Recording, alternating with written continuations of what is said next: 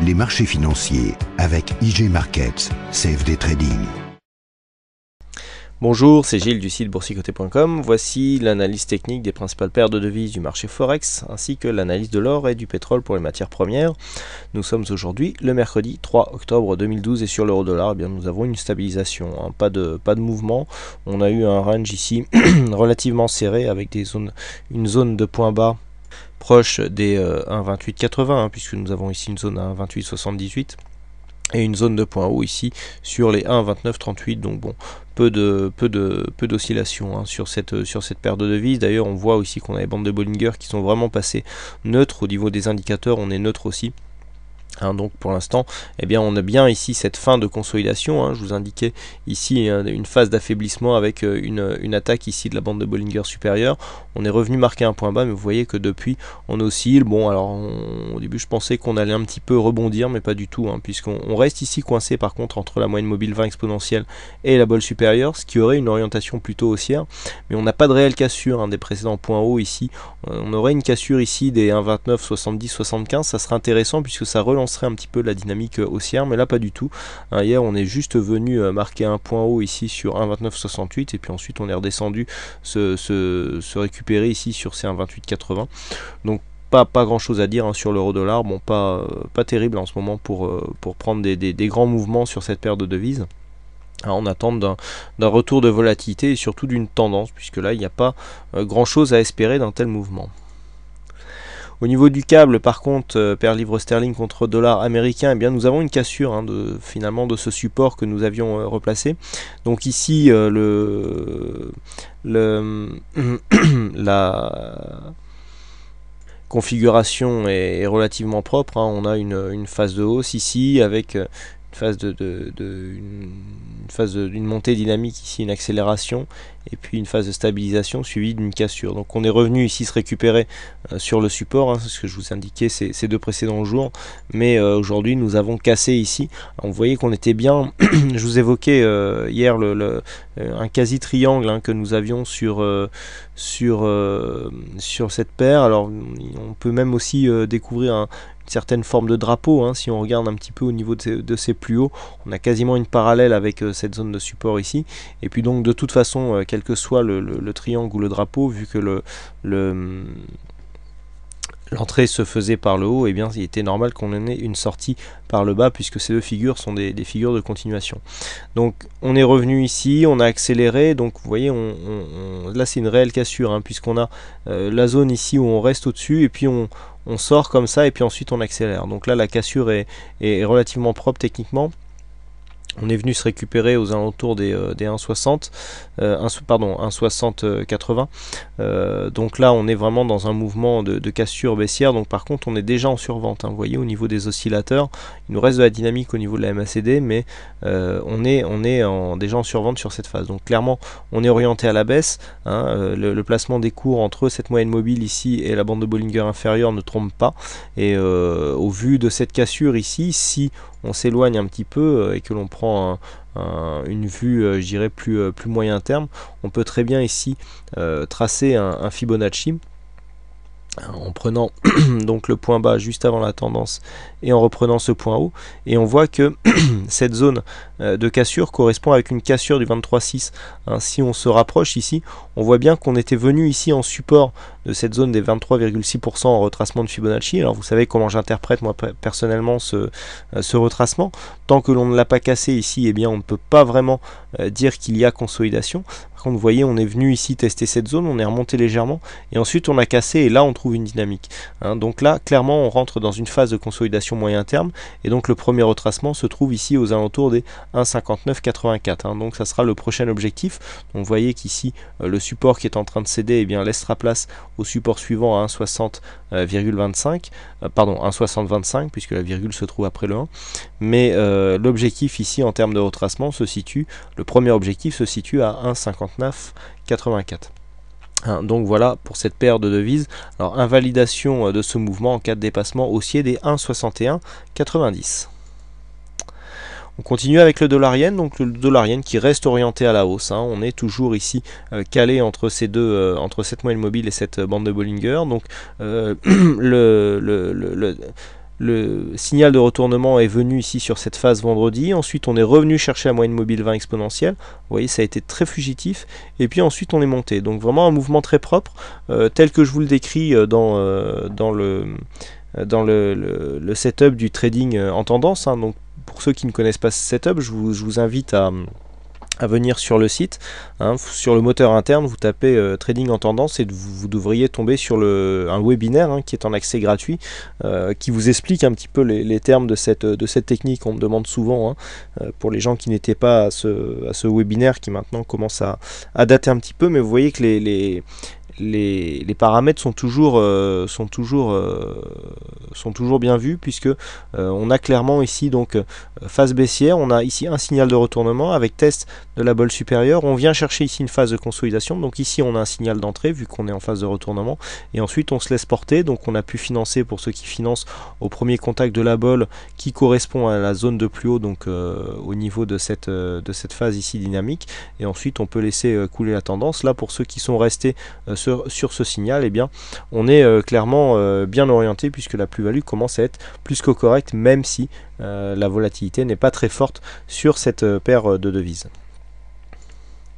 On continue avec l'or, donc pas grand chose à dire sur l'or. On est plutôt orienté ici vers une cassure haussière, hein. J'en veux pour preuve cette orientation ici avec les cours placés entre au-dessus de la moyenne mobile 20 exponentielle et sous la bolle supérieure.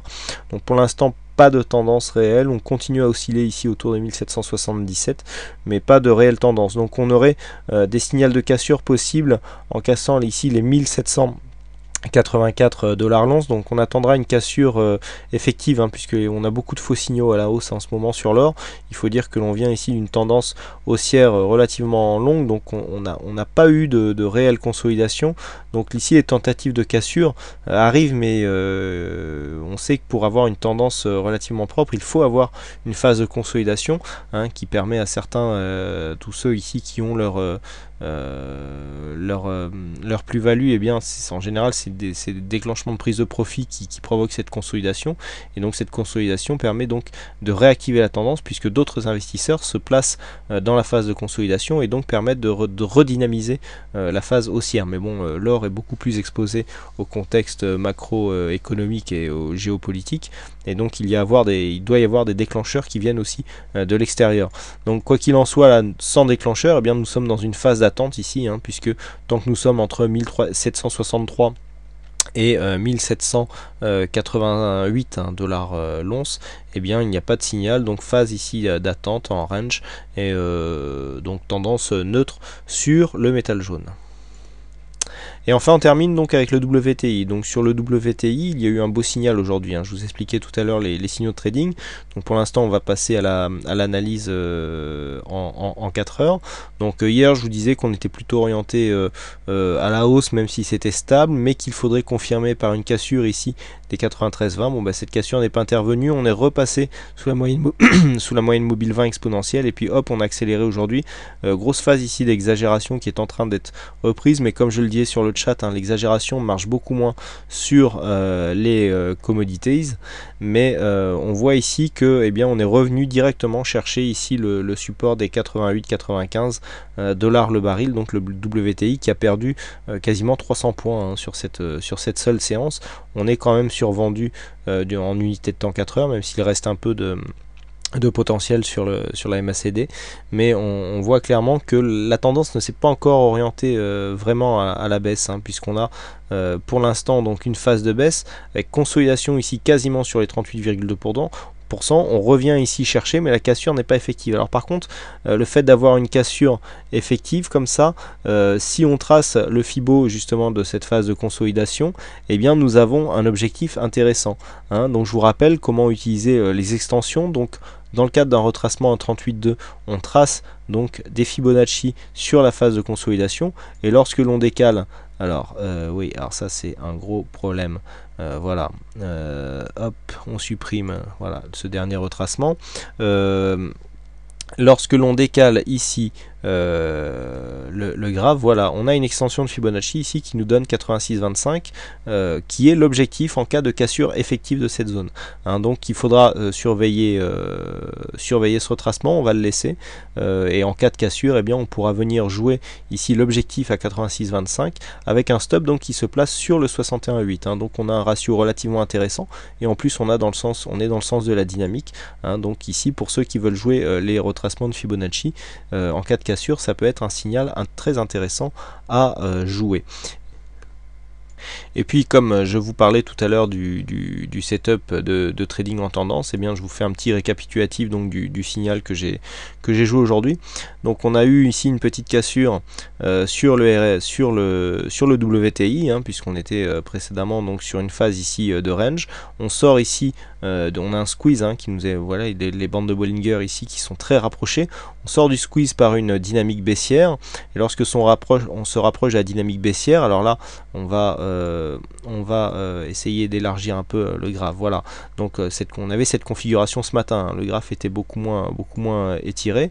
Donc là ici on a cette phase dynamique, on revient chercher ici la moyenne mobile 20 exponentielle. Vous voyez que c'est très clair, hein, cette moyenne mobile ici se pose en résistance, donc le signal est clair et net. On a une explosion baissière, on revient sur la moyenne mobile qui nous donne un très bon point d'entrée, et lorsque l'on regarde ce qu'il se passe derrière, eh bien c'est très simple. Alors on finance directement, moi, personnellement j'ai financé assez tôt au niveau des 91, et ensuite eh bien on déroule. Alors j'ai visé un peu plus haut, moi personnellement je suis sorti environ à 90-30. Non, c'est 89,30 pardon. Donc voilà, je suis sorti un peu tôt, mais on voit ici qu'on est venu chercher un objectif légèrement plus bas, et donc là nous sommes en train de remonter hein, en unité temps 15 minutes. C'était assez intéressant ce signal, et donc bon, plutôt pas mal, avec donc un départ qui se fait quasiment sur la zone de point haut.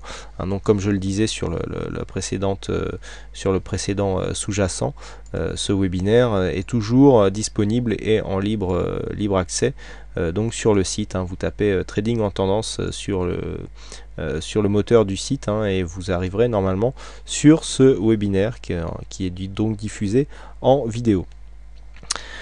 Voilà ce que l'on peut dire donc sur ces analyses techniques Forex et matières premières. Donc là j'ai un petit problème d'affichage. Voilà, donc quant à moi il ne me reste plus qu'à vous souhaiter à toutes et à tous une bonne soirée, bonne chance dans vos trades futurs, et merci encore pour votre participation sur le site et vos nombreuses visites. Et je vous retrouve dès demain donc pour d'autres analyses techniques en vidéo, donc sur les Forex et matières premières. Voilà, merci à tous pour votre attention et bonsoir. Les marchés financiers avec IG Markets, CFD Trading.